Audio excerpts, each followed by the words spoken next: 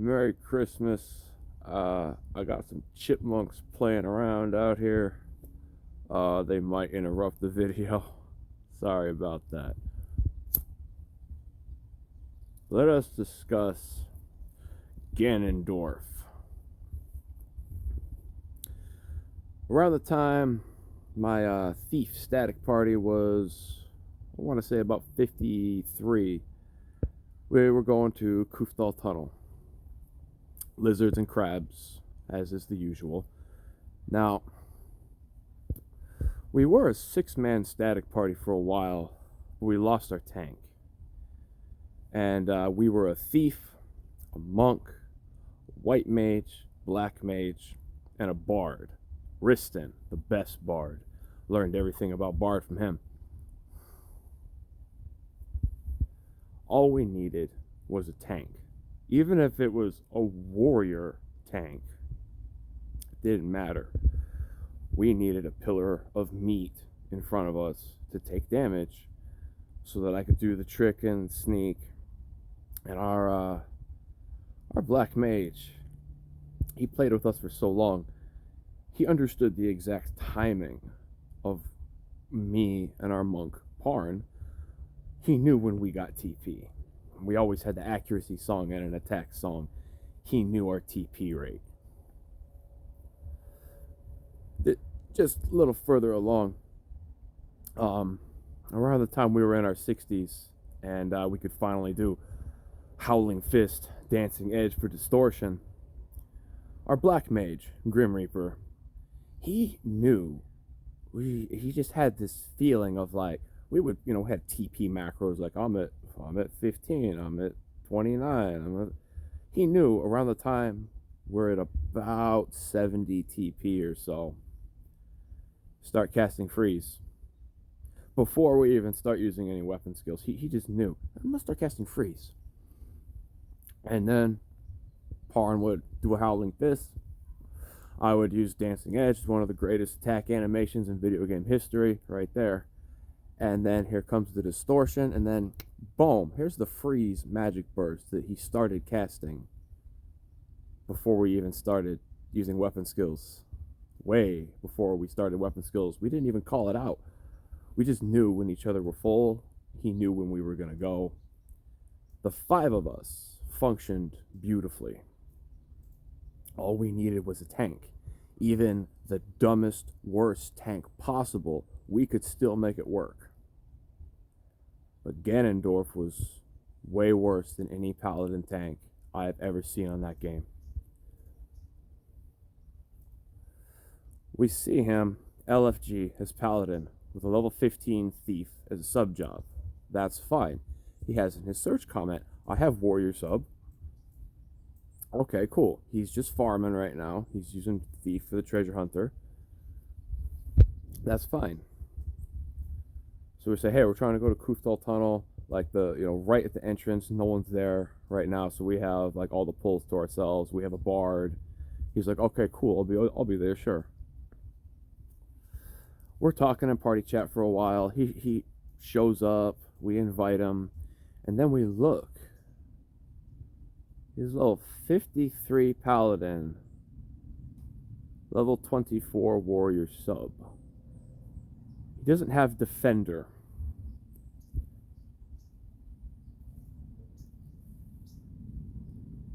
Now at that point, I kind of wanted to just say, hey, look, you know what?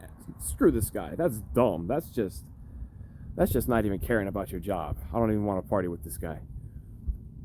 But there was nothing else. I was looking for the first 20 minutes of the party. There was nothing. I looked for the next hour. There was nothing. We were stuck with this guy. Now, thief and monk at that level, they have no skill chains that are viable. The best thing at that point you can realistically do is just bust off with your raging fist on monk whenever it's up and do sneak, trick, viper bite. That's the best thing you can do. And when it's backed up by bard buffs, it's more than sufficient. We were popping meat myth kebabs for the attack bonus because we had bard's accuracy song. We didn't need sushi at that level. We just tore things up. It was great. But we figured, hey, at the very least, we should try to do Raging Fists off of Red Lotus Blade. At the very least, even though crabs are resistant to fire, we should just get a little extra damage in there. Because we notice our paladin, he's using Spirits Within. He needs to rest so little because he has MP restore from the bard, and we have a really good white mage, Anwin, who actually knew how to use regen. And he's like, nah, I want to do damage. And I'm just like, Red Lotus Blade is like 100% accurate because it's an elemental weapon skill. It will always do damage. Same as Spirits, except it'll do more than Spirits because he's busting it at 100 TP when it's weak. Without his HP being completely full, he has to stand up, hit it a couple times to get the necessary TP to use a weapon skill at 100 back then. And he decides it's better to just use Spirits Within. He doesn't have to time a weapon skill. All he has to do is just use Red Lotus Blade. That is the only thing I really asked of this defenderless paladin with a level 24 warrior sub. And he was still incapable of that.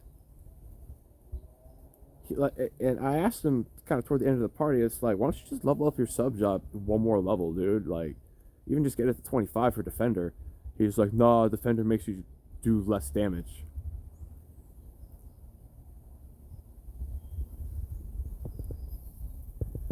So that was the first encounter I had with him. And a couple years go by. Me and a couple people who were really dedicated to seeing the story through, I ended up getting sky access before a lot of people did. And I couldn't do anything up there. But one of my friends, Setsuna-chan, white mage, he was like, hey, I've done endgame up in sky for a little while. I'm going to like show you around and show you how things go. Like, I can show you where the Genbu triggers are. And I was like, okay, that sounds cool.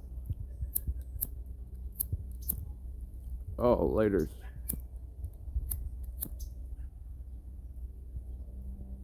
Oh, winter time. You're not my friend. So he takes me up to where the magic pots are. I forget the name of that thing.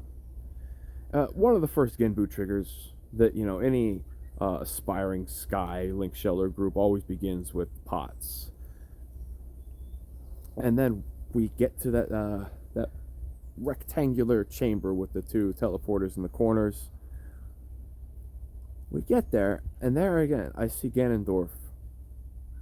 Probably maybe like a year and a half later, actually. And he's using a Terra staff to fight the pots.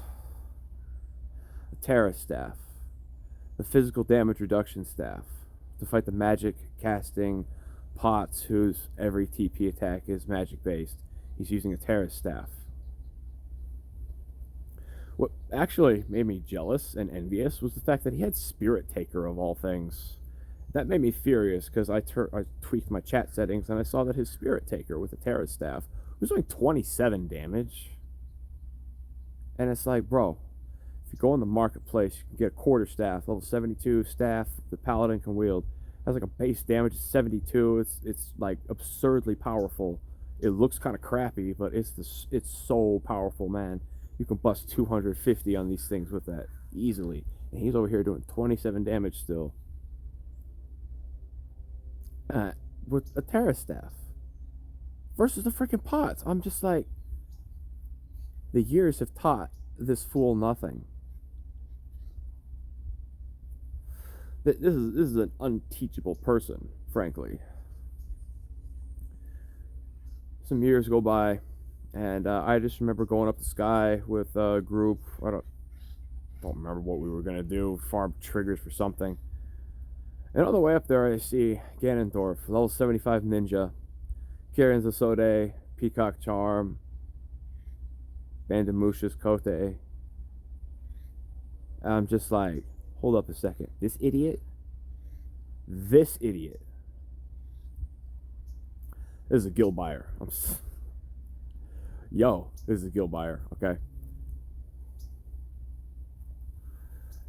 And he got really full of himself with all his endgame garbage. This is before Chains of Promathia, I believe, or so early on in Chains of Promathia, no one was anywhere in it yet. One of those two, because Sky was still endgame at this point. One of our friends in Ventrilo decided, hey, sorry guys, but I'm gonna go dark. We're like, what do you mean? He's like, I'm sorry, but I have to do this. It has to be this way. He like takes himself off the Ventrilo server completely. He's like gone. Takes everyone off his friends list in Final Fantasy XI.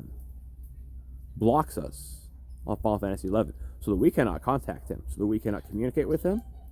Nothing. He makes himself scarce. He had one person that he was in constant communication with.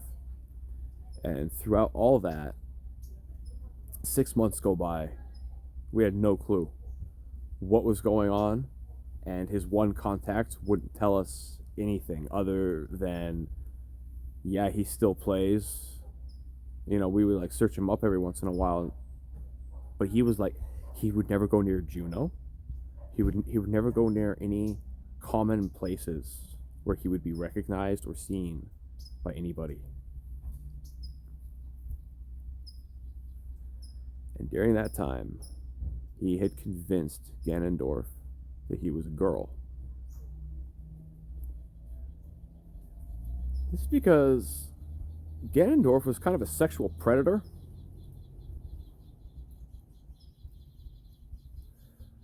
Once Ganondorf found a girl that he liked, he would never let up. Even if they blocked him, he would make account after account after account. Let's speed through my neighborhood some more. He would just constantly harass them, harangue them to no end. This was before, again, this was quite some time ago. This is before you could block PMs from people who were not on your friends list, because why wouldn't you have that in your game? Final Fantasy XI did not have that back then.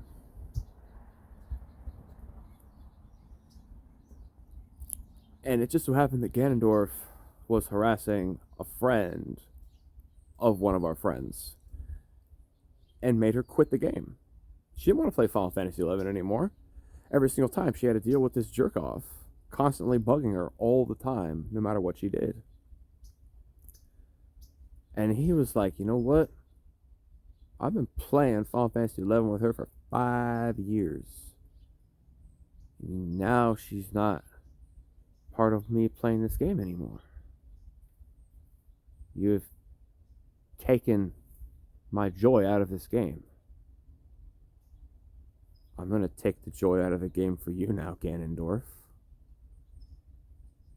And I'm not going to say his name. Let's just call him Chad, because he was the biggest Giga Chad I've ever seen on the internet.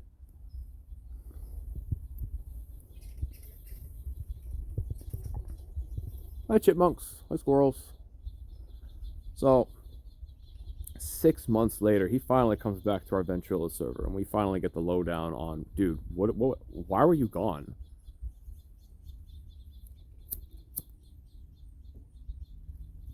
As it turns out, he approached Ganondorf in public one time at the Juno auction house. You know, a public place.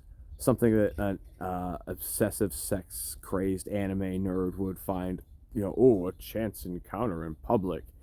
He knew how this guy was going to operate. He came on him like a detective.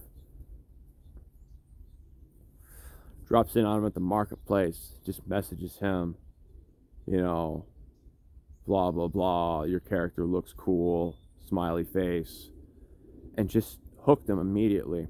Strung him from there for 6 months. This is around the time video chat was becoming a thing on the internet. That was becoming normalized. And he convinces Ganondorf, hey, pay me 2 jade shells and I'll cyber with you. So he gets up on this video call, and I think he like duct taped his chest together from the sides to like, and had his sister got in on the joke and like lent him one of her bras. So the camera is just like, that's all his camera was showing, was just like a bare chest and a bra.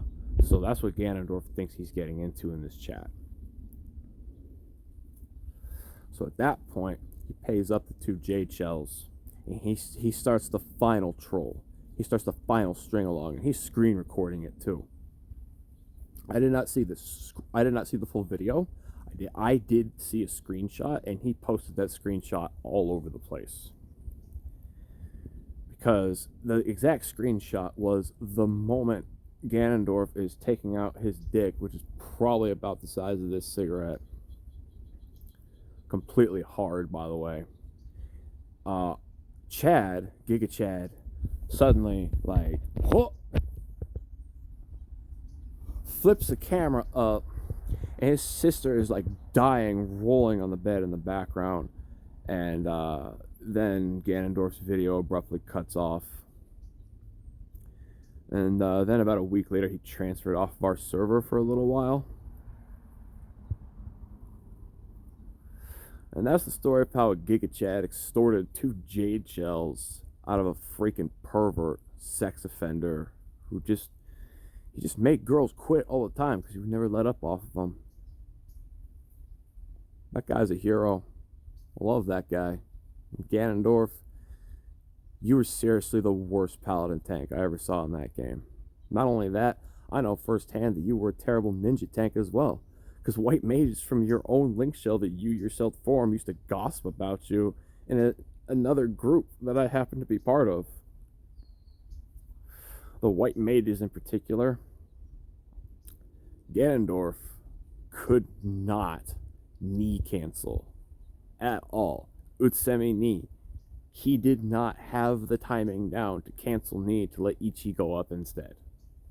Every single time that he would attempt it, he would always instead just cancel his protect and end up with no shadows at all and be the most fragile tank imaginable. White mages would know instinctively when his own shadows were about to go down, they would just start casting protect. They were better able to keep protect up on him after he canceled it and lost all his shadows from failing to knee cancel than he was at putting up his own shadows.